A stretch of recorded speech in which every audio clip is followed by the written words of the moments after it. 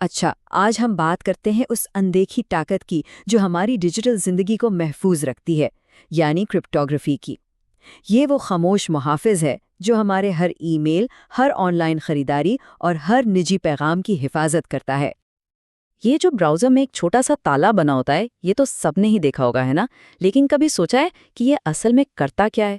یہ صرف ایک آئیکن نہیں بلکہ ایک وعدہ ہے، ایک محفوظ کنیکشن کا وعدہ، اور اسی وعدے کے پیچھے کرپٹوگرافی کی طاقت چھپی ہوئی ہے۔ تو آخر یہ تالا کرتا کیا ہے؟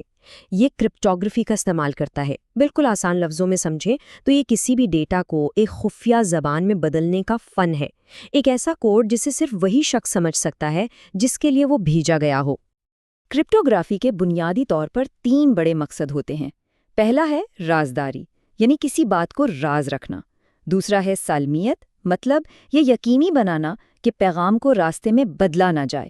اور تیسرا ہے تصدیق، یعنی یہ ثابت کرنا کہ بات اسی شخص سے ہو رہی ہے جس سے ہونی چاہیے۔ تو چلیں سب سے پہلے مقصد رازداری سے شروع کرتے ہیں۔ یہاں ایک بہت بڑی پہیلی سامنے آتی ہے۔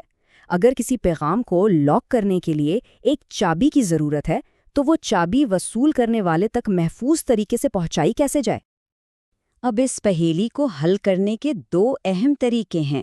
ایک ہے سیمیٹرک انکرپشن، جس میں لاک اور ان لاک کرنے کے لیے ایک ہی چابی استعمال ہوتی ہے، اور دوسرا ہے اے سیمیٹرک انکرپشن، جو چابیوں کا ایک جوڑا استعمال کرتا ہے۔ آئیے دیکھتے ہیں کہ یہ کام کیسے کرتے ہیں۔ سیمیٹرک انکرپشن کو ایک سادہ سے لاک باکس کی طرح سمجھ لیں۔ بھیجنے والا ایک خفیہ چابی سے ڈیٹا کو لاک کرتا ہے، ڈیٹا ایک ایسی شکل میں سفر کرتا ہے جس سے پڑھا نہیں جا سکتا، اور وصول کرنے والا اسے کھولنے کے لیے بالکل وہی چابی استعمال کرتا ہے۔ یہ طریقہ بہت آسان اور تیز ہے۔ لیکن یہاں ایک بہت بڑا مسئلہ ہے، وہ ایک ہی خفیہ چابی وصول کرنے والے تک محفوظ طریقے سے کیسے بھیجی جائے؟ اگر اسے انٹرنیٹ پہ بھیجا اور کسی نے بیچ میں اسے حاصل کر لیا تو پھر ساری سیکیورٹی کا کھیل ہی ختم ہو جاتا ہے۔ اور اسی مسئلے کا ایک بہت ہی شاندار حل ہے اے سیمیٹرک انکرپشن۔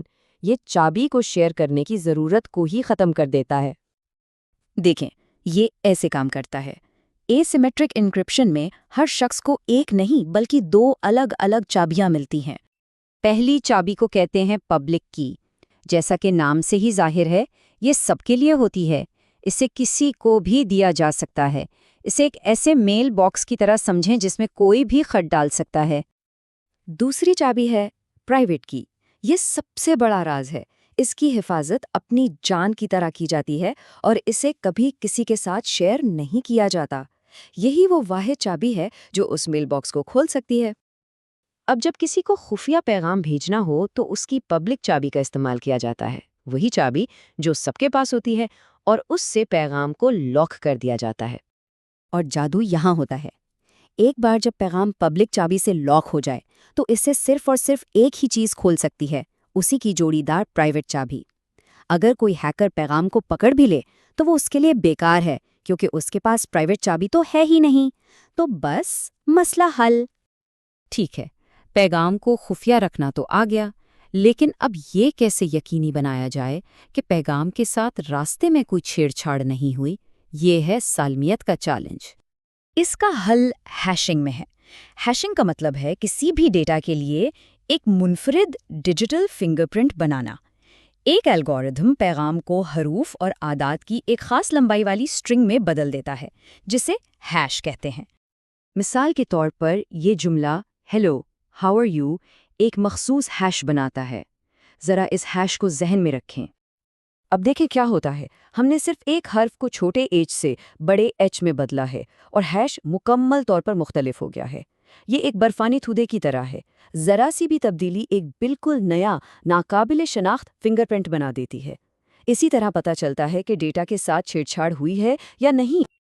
یہ سب کچھ صرف تھیوری نہیں ہے، کرپٹوگرافی ہماری روزمرہ کی ڈیجیٹل زندگی میں ہر جگہ موجود ہے اور خاموشی سے ہمیں محفوظ رکھے ہوئے ہے۔ وقت کے ساتھ ساتھ انکرپشن کے یہ طریقے بہت زیادہ مضبوط ہوئے ہیں۔ ہم پرانے ڈی ایس جیسے معیار سے بہت آگے نکل آئے ہیں، جس کی 56 بٹ کی چابی آج کے کمپیوٹرز سیکنڈوں میں توڑ سکتے ہیں۔ آج کا جو گولڈ سٹینڈرڈ ہے وہ ہے AES، جس کی 256 بٹ کی چابی اتنی مضبوط ہے کہ اسے توڑنے میں دنیا کے تیز ترین کمپیوٹرز کو بھی اربوں سال لگ جائیں گے۔ گھروں میں استعمال ہونے والا وائی فائی نیٹ ورک اس کی ایک بہترین مثال ہے۔ ہم WEP جیسے کمزور پروٹوکال سے شروع ہوئے تھے اور آج WPA3 تک پہنچ گئے ہیں، جو کنیکشن کو محفوظ رکھنے کے لیے اسی طاقتور AS انکرپشن کا استعمال کرتا ہے۔ اور جب ہم عملی استعمال کی بات کر ہی رہے ہیں تو کیوں نہ اپنی سب سے ذاتی پرائیویٹ کیز یعنی اپنے پاسورڈز کی بات کی جائے۔ افسوس کی بات یہ ہے کہ بہت سے لوگ بہت ہی کمزور پاسورڈز استعمال کرتے ہیں، جیسے یہ جو اسکرین پر نظر آ رہے ہیں۔ اگر کسی کا پاسورڈ بھی اتنا ہی آسان ہے تو اس کی ڈیجیٹل سیکیورٹی کافی خطرے میں ہے۔ تو اب جب ڈیجیٹل تالوں کے راز معلوم ہو گئے ہیں، ایک سوال باقی ہے، ہماری اپنی پرائیویٹ چابیاں، ہمارے پاسورڈز واقعی کتنے محفوظ ہیں؟